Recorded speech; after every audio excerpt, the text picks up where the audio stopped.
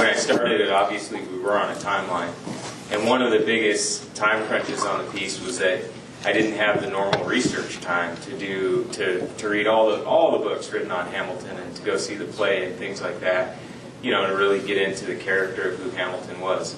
So how do you get all that massive amount of research into the sculpture, you know, that it needs and calls for without being able to do all of that yourself? Because you have to start the work and the piece right away.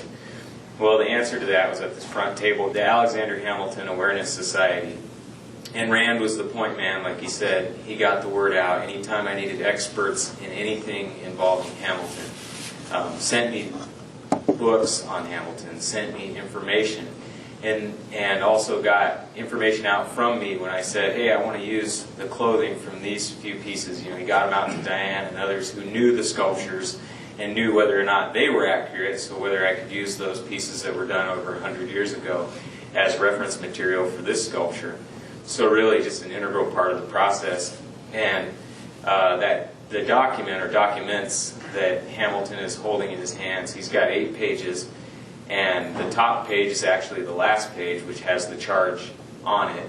The Alexander Hamilton Awareness Society and others were able to get that from the Library of Congress for me, a scan of that, to not only look at, but I printed it full scale to the scale of the piece.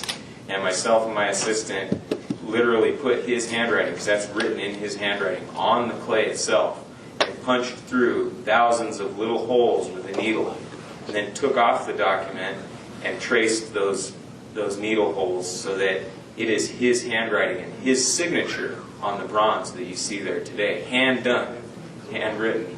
And that's all thanks to the research here, like I said, that I wouldn't have had time to do without just a team like you have here in the AHA Society. So that's my moment of inspiration.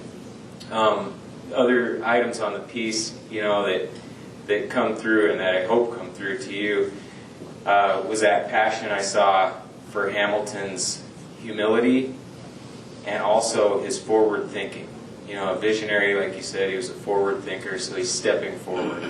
He's got that slight step and slight lean forward.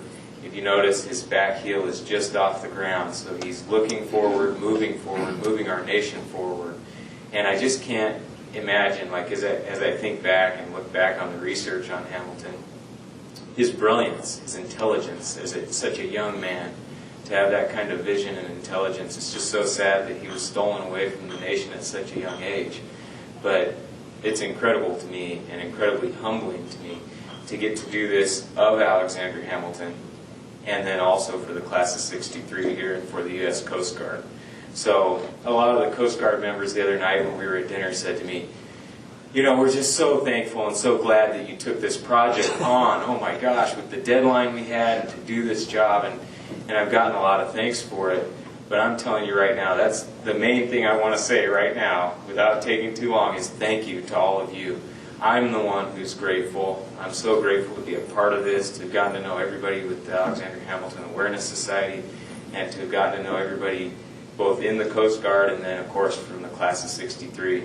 I'm just so grateful because this is a very special project to be a part of. So thank you so much.